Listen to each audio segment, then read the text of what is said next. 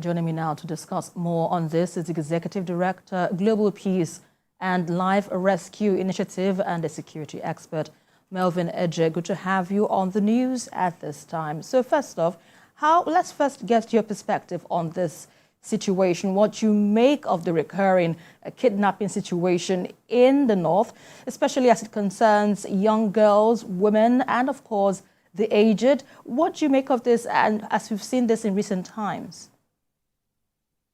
Good evening, TVC. Good evening, Nigerians. Let me first and foremost condemn these barbaric acts by these criminals who have bent on destabilizing Nigeria. It's an act, one act too many, and I think it should be condemned by all Nigerians. Nigerians must rise up to support our armed forces.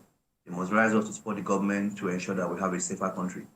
This is one act that is, I think, is a cake.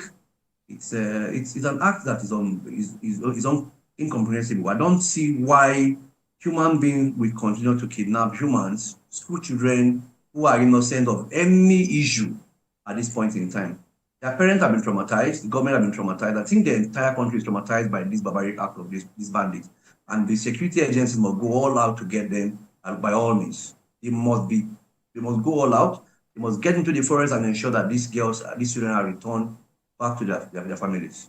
And let's not forget that there have been several cases of unresolved school abductions. We remember the one that happened in Chibok in 2014. We have the case of Dapchi and several others as well. But what does it say about the government's commitment in ensuring a safe learning environment for children, especially as it concerns the North? And what do you think the government isn't doing right in this case? I think this government of President Bola Ashwaju is getting it right. He's doing it right, and I think he's going to get it all right at the end of the day. This problem didn't start from Ashwaju. Problem was there during Buhari. As a matter of fact, the past government compromised the issue of security.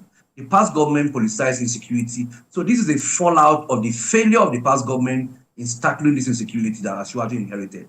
But with the steps Ashwaju, the service chiefs have taken, I am very certain we'll get there. I'm very certain the country will be a better place soon. Mind you, the issue of security is not an issue where you just wake up from sleep and solve. It is deep-rooted. It's actually, some of them have to do with ideology, some have to do with culture, some have to do with ethno-religion, and the issue of drugs. So these are deep-rooted issues that was neglected by the former government. Now, Ashwaju inherited it, and I'm sure with the steps he's taking, with the steps the service chiefs are taking, I'm sure we'll get it better. People often just criticize security without knowing how the implication of these things. Our security men cannot be in every school. It is not possible. It is not practical. They can't be in every school. They can't be in every location. They can't be in every village. We don't have sufficient boots on ground. And up to this moment, we don't have the required technology here because Ashwaju is just 9 months in government, for crying out loud. He can't really do magic. I'm sorry. Some people don't like what I'm saying, but that's the truth about it because as an expert, I know that it's not possible to solve security issue overnight. As I speak to you now, the GOC of 3 Armored Division, Major General Valentine Okoro, and all his men have been in this forest. But they cannot be there all day. They cannot be everywhere at the same time. What is the number of military men we have in Kaduna State? What is the number of military men we have in the 1 division? I'm not trying to make excuse for them, but I think we must give them credible intelligence. We must work closely with them to ensure that these girls are returned and this issue of kidnappings are solved. We have local information. We have people.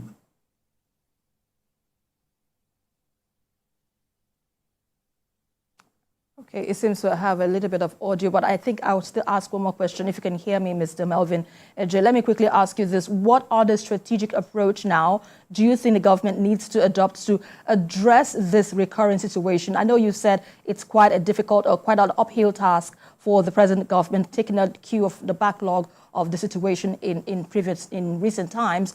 But what would you propose as a strategic approach to address this situation, because Nigerians aren't patient anymore with this insecurity concerns?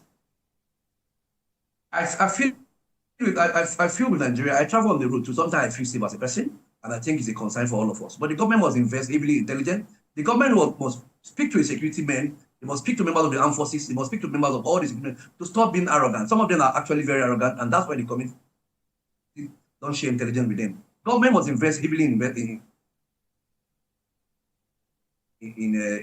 technology, then invest in human capital development. Government must All right, I'm so sorry we cannot continue with this interview session, but thank you so much, Melvin Ejeh, for your insights you shared with us on the news at 10 tonight. Well, away from that to others.